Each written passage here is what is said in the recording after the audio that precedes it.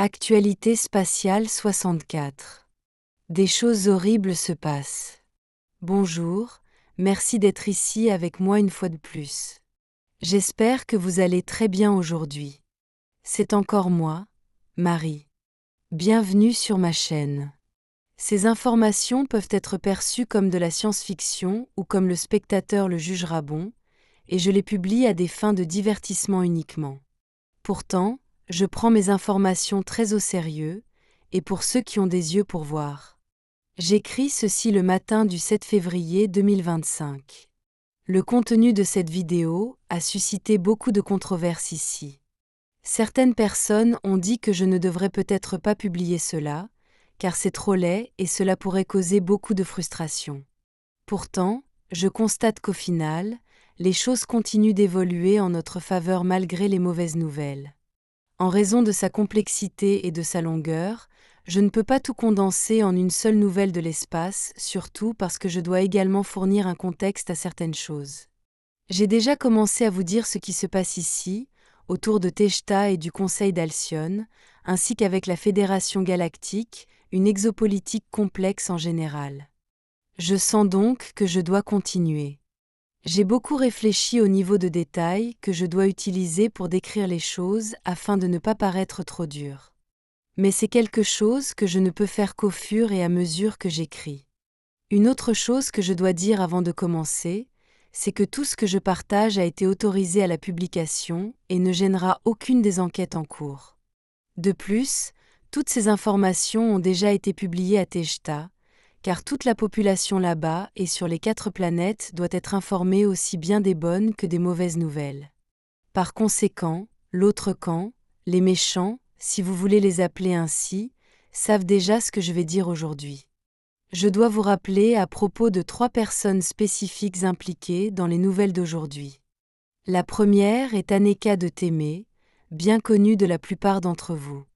Elle était la principale officier du renseignement du vaisseau Toleka sous l'ancienne reine Alnin pendant de nombreuses années, et elle fut l'un des principaux personnages impliqués dans la diffusion des informations tégétiennes sur Terre, à travers Robert de la chaîne espagnole Despejando Enigma, et Gozia de la chaîne espagnole Agencia Cosmica, et de la chaîne anglaise Cosmic Agency. Aneka de Témé est décédée le 5 novembre 2022, d'une défaillance multiviscérale et d'une hémorragie cérébrale causée par une hypertension artérielle non traitée. Connue pour être très complaisante, toujours à essayer de faire plaisir, enjouée et espiègle comme peu d'autres personnes, elle était toujours partante pour des câlins et des conversations qui duraient des heures. Bonne et calme, elle savait écouter et être une bonne amie. La deuxième personne que je dois mentionner est Raguel de Témé, Rag pour abréger. Sur le vaisseau Toleka, il était le chef des Hmalim, les forces spéciales tégétiennes, sous le commandement de l'ancienne reine Alnin. Expert en contre-terrorisme, démolition et explosifs, gestion d'opérations en petites équipes et stratégie spéciale, ainsi qu'en armement humain de toutes sortes. Il était également expert en tactique et mouvements militaires humains de la Terre. Il est aussi largement connu par la plupart d'entre vous, apparaissant sur de nombreux fonds d'écran de lieux en ligne liés à mon groupe. C'est le grand gars au teint mat avec une petite barbe, debout derrière les autres, au caractère calme, observateur et silencieux. Il était gentil et attentionné, peu bavard lorsque la situation l'exigeait, mais loquace dans la vie quotidienne avec ses proches, toujours le sourire aux lèvres, prédisposé à calmer, un grand ami pour tous. À cette époque, Régal de Témé était en couple avec Aneka de Témé, gardez cela à l'esprit. La troisième personne que je dois mentionner est Xéniel de Témé, qui était également connu par ceux qui suivent mon groupe depuis un certain temps. C'était le pilote du vaisseau de chasse de type Scimitar, le Gunabul affamé, qui a servi les forces spéciales tégétiennes sous le commandement de Raguel de Témé. C'est lui qui les descendait généralement sur Terre et revenait les chercher à la fin de leur mission. Il était également impliqué dans les opérations de renseignement et de collecte d'informations au CIC du vaisseau Toleka, travaillant en étroite collaboration avec Aneka et Régal. Malheureusement, je n'ai pas eu la chance de le connaître, mais je sais qu'il était très apprécié et aimé de tous. Aneka et Xenial avaient de nombreux contacts dans la communauté du renseignement sur Terre, car cela faisait partie de leur travail. Gardez également cela en mémoire. Ayant dit tout cela, je vais passer aux nouvelles de l'espace d'aujourd'hui. Je suis désolé d'avoir à vous informer de la nouvelle suivante. En temps terrestre, à la fin du mois de janvier, Ragel de Témé a été retrouvé mort, flottant face contre l'eau dans les parties supérieures de la rivière Témé, à environ 30 km au nord de la ville de Toleka, sur Témé. Toute cette zone est très sauvage, avec très peu d'habitants, et se compose principalement de bois subtropicaux et de forêts très denses, avec de multiples lacs, marais et ruisseaux qui mènent à la rivière Toleka, la plus grande de toute la région, laquelle traverse le cœur de la ville de Toleka avant de se jeter dans la mer Turquoise. Les équipes de recherche et de sauvetage tégétiennes sont arrivées sur les lieux, ont commencé à isoler la zone comme prévu et ont informé les forces militaires tégétiennes, qui ont ensuite pris le contrôle de la situation. Le corps de Ragel présentait des signes de lutte et portait 2 blessures par balle cinétique provenant d'une arme humaine de 9 mm. Il avait des tissus humains sous les ongles à cause du combat, et il a été déterminé qu'ils appartenaient à une femme, spécifiquement à Aneka de Témé. Peu de temps après, une femme a également été retrouvée flottant face contre l'eau dans la même rivière, à quelques mètres en amont de l'endroit où Ragel avait été retrouvé. Elle portait aussi 2 blessures par balles humaines de 9 mm. L'identité de la femme a été confirmée, il s'agissait d'Aneka de Témé. Si cela n'a aucun sens pour vous, puisqu'Aneka était déjà décédée, sachez que cela n'a pas non plus de sens pour nous, du moins pas encore. Au fur et à mesure que l'enquête progresse, il y a une forte possibilité que nous ayons affaire ici à un clone de haute technologie. Le fait que Ragel se soit battu avec elle soutient également la théorie selon laquelle il savait qu'il n'avait pas affaire à la véritable Aneka. Tous deux, Ragel et la présumée Aneka, ont été tués de manière typique d'une exécution. Le corps présumé d'Aneka montre aussi des signes de lutte avec Ragel, mais aucun autre signe de violence. Une tierce partie les a tous deux exécutés. Il a été déterminé que les 2 corps flottaient dans la rivière depuis 5 jours avant d'être retrouvés, et qu'ils étaient en mauvais état, comme on peut s'y attendre. Les poissons aussi avaient fait leur œuvre. D'autres investigations menées dans la zone ont révélé plusieurs traces de pneus appartenant à 3 véhicules différents sur le chemin de terre voisin, menant à l'endroit où Ragel avait été retrouvé en premier, ainsi que de nombreuses empreintes de bottes correspondant à un équipement militaire humain occidental appartenant à 5 hommes et une femme. 2 de ces véhicules étaient électriques, et les traces de pneus ont permis aux enquêteurs de déterminer qu'ils étaient d'origine et de fabrication centaurienne. Les traces du 3e véhicule indiquaient qu'il s'agissait d'un véhicule humain avec de gros pneus tout-terrain. Cela a rapidement été confirmé lorsqu'un Jeep Cherokee Sport Sable de 2001 a été retrouvé enfoncé dans des broussailles, à quelques mètres de la zone. En poursuivant l'enquête, il a été établi que le Jeep humain appartenait à Ragel, car plusieurs de ses effets personnels s'y trouvaient, ainsi qu'un grand nombre de ses empreintes digitales. Petite remarque. Il n'est pas rare que certains tégéciens naissent ayant servi sur ou autour de la Terre ramènent avec eux des objets d'origine humaine, y compris des véhicules, lorsqu'ils retournent chez eux à Tejta. Le carburant, les huiles et les pièces détachées sont extrêmement faciles à reproduire avec la technologie moderne, et sur Tejta les véhicules humains sont très appréciés, car considérés comme très différents des véhicules locaux. Ils sont perçus comme de l'art et sont très amusants à utiliser, jamais comme un problème ou une source de pollution significative. À quelques mètres du Jeep, une mallette professionnelle de caméra vidéo de couleur beige et rouge brûlé a été retrouvée dans les buissons.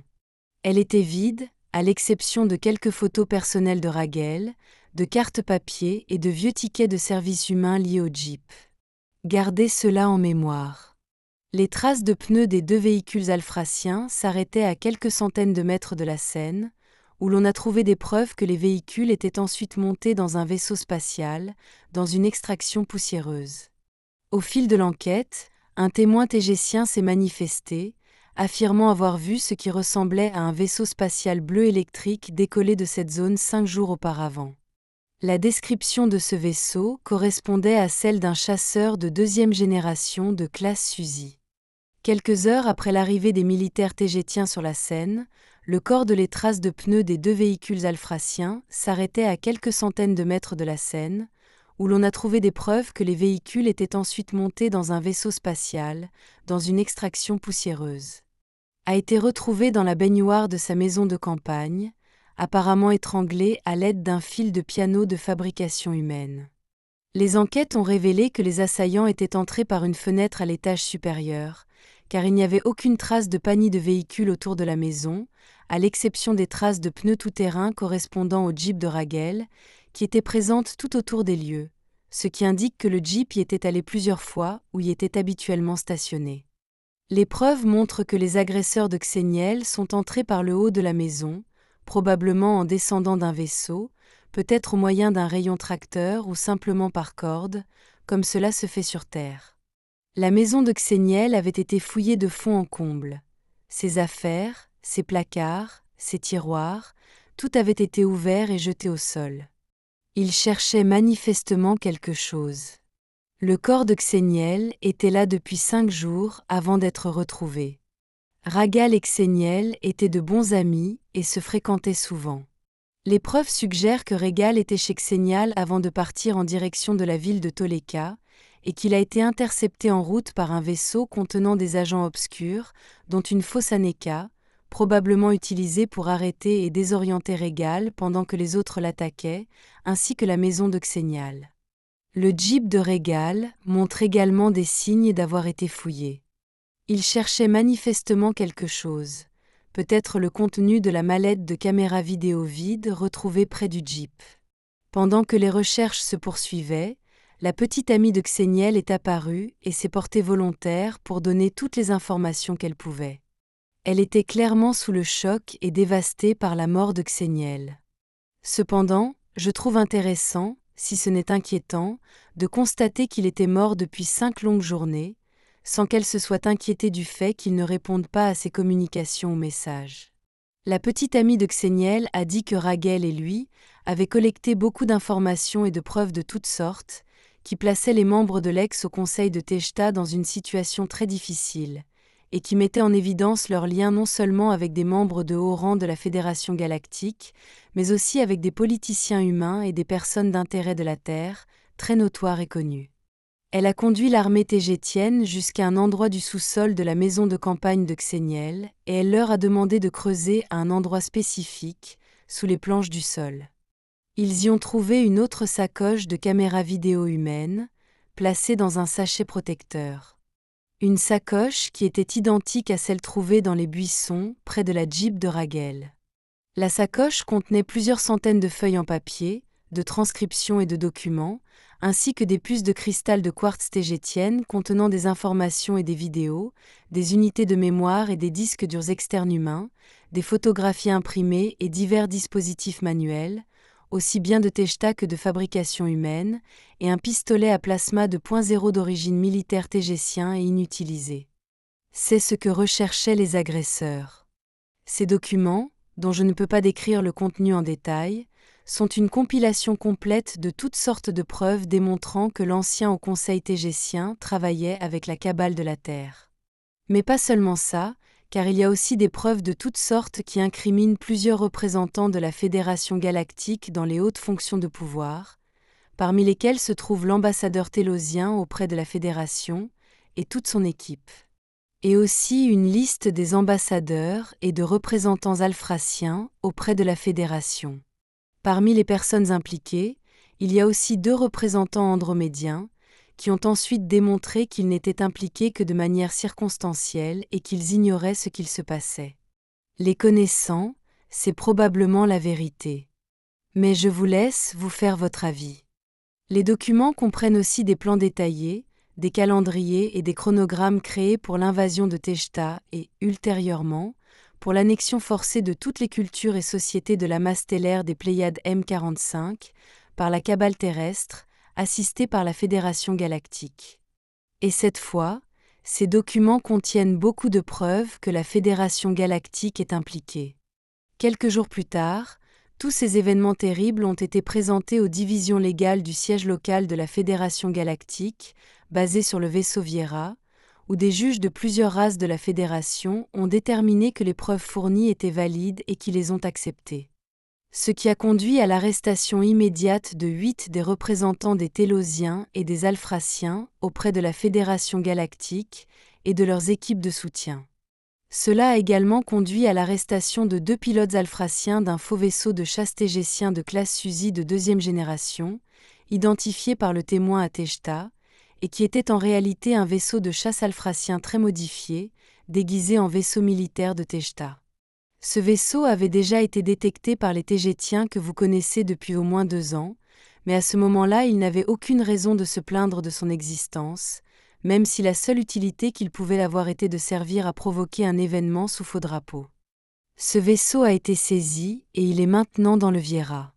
Et il est considéré comme une preuve dans les affaires juridiques en cours, qui incriminent 8 représentants de haut rang de la Fédération. Quelques jours plus tard, un autre vaisseau de chasse alphracien non autorisé, qui était cette fois simplement banalisé et peint en noir, a été intercepté par 2 vaisseaux militaires tégétiens de chasse de classe Suzy de 6e génération, alors qu'ils survolaient l'île de Toleka sur Témé.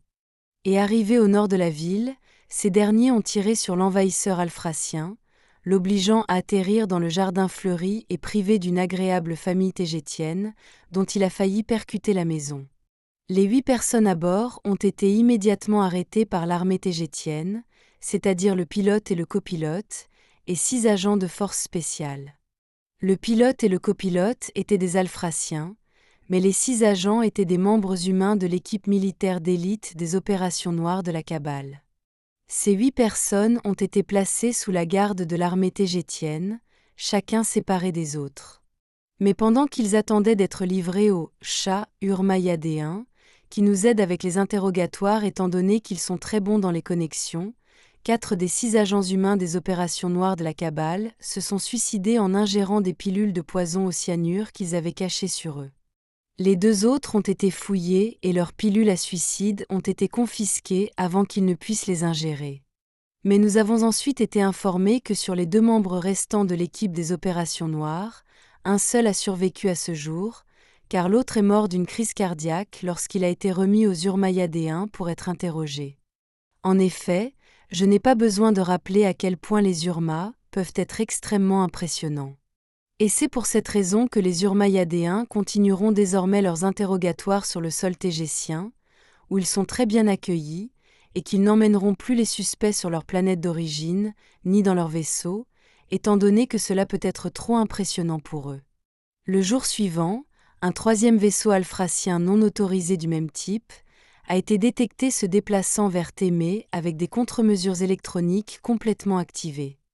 Autrement dit, il était en mode furtif. Mais il a été immédiatement intercepté par 2 autres vaisseaux de chasse tégétiens de classe Suzy de 6e génération qui, après un bref combat aérien, ont abattu l'envahisseur alphracien. Très endommagé et avec ses amortisseurs d'inertie détruits, il s'est écrasé dans la mer Turquoise, à l'est de la ville de Toleka. Les 8 occupants, comprenant 2 pilotes et 6 autres membres d'Opération Noire, sont morts. Il semblerait qu'ils aient tous grandement sous-estimé la capacité de l'armée tégétienne et son niveau technologique, en particulier celui des vaisseaux de chasse Suzy de 6e génération. Depuis lors, aucun incident de ce type n'a été signalé. Quant à la Fédération galactique, les enquêtes légales contre 8 de ses membres sont toujours en cours. Toutefois, elle nous a apporté son soutien et sa reconnaissance jusqu'à présent. Le gouvernement d'Alfrata a publié une déclaration officielle disant qu'il n'est pas derrière l'invasion de Tejta et les récents assassinats de 3 citoyens de Tejta, ni derrière les violations de l'espace aérien de Tejta, et qu'il souhaite coopérer pleinement.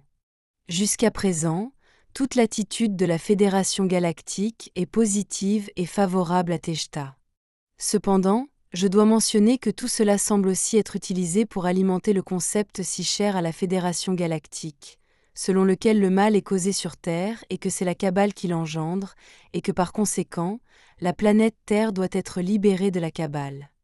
Alors que les choses ne sont pas si simples, puisque la Fédération galactique elle-même génère aussi le mal, y compris en nourrissant et en alimentant la Kabbale, tout en prétendant lutter contre elle. Ou pire encore, en utilisant la Kabbale terrestre comme une excuse ou une couverture pour les actions les plus sombres et douteuses qu'elle mène dans n'importe quelle partie de la galaxie. Une autre chose que j'ai remarquée est que la Fédération galactique agit comme si elle utilisait le peuple centaurien, les Alphraciens, comme bouc émissaire pour ses actions obscures et pour protéger ses membres supérieurs et leurs agendas. Le gouvernement officiel d'Alfrata a également déclaré qu'ils sont terriblement consternés et préoccupés par les conséquences de tout cela, étant donné que ça donne l'impression que ce sont eux qui causent tous ces problèmes. Grâce aux efforts et aux recherches de Ragel et Xeniel, nous avons aujourd'hui des traces de toute l'invasion qui a eu lieu à Teshta, ce qui nous a permis de dénoncer légalement, avec des preuves, toute cette situation à la Fédération. Leurs efforts n'auront donc pas été vains, et nous reconnaissons également qu'ils ont sans aucun doute réussi à sauver de nombreuses vies. Comme toujours, je tiens à remercier les sponsors de ma chaîne. Sans vous, je ne pourrais pas réaliser ces vidéos. Vous maintenez cette chaîne en vie. Merci du fond du cœur. CIC et moi envoyons une note de remerciement à chacun d'entre vous à la main, non automatisée, donc il peut y avoir des erreurs. Mais souvenez-vous que parfois la configuration de votre email nous empêche d'envoyer la note, et souvenez-vous aussi de vérifier votre dossier spam. Veuillez également noter que j'écris presque quotidiennement, ce qui ne me laisse pas le temps de créer des images élaborées pour accompagner ce texte. Cette chaîne est donc centrée sur ce qui est dit. La plupart des images présentes sont donc purement décoratives. Je sais que vous comprenez. En plus d'écrire, je dois également m'occuper de mes fonctions de reine tégétienne, des fonctions que je partage avec vous autant que possible. Ce sera tout pour aujourd'hui. Comme toujours, merci d'avoir regardé ma vidéo et merci pour vos likes, vos partages et vos abonnements. Cela aide énormément cette chaîne à croître. Et j'espère vous revoir ici la prochaine fois. Avec beaucoup d'amour et de gratitude. Votre amie, Marie.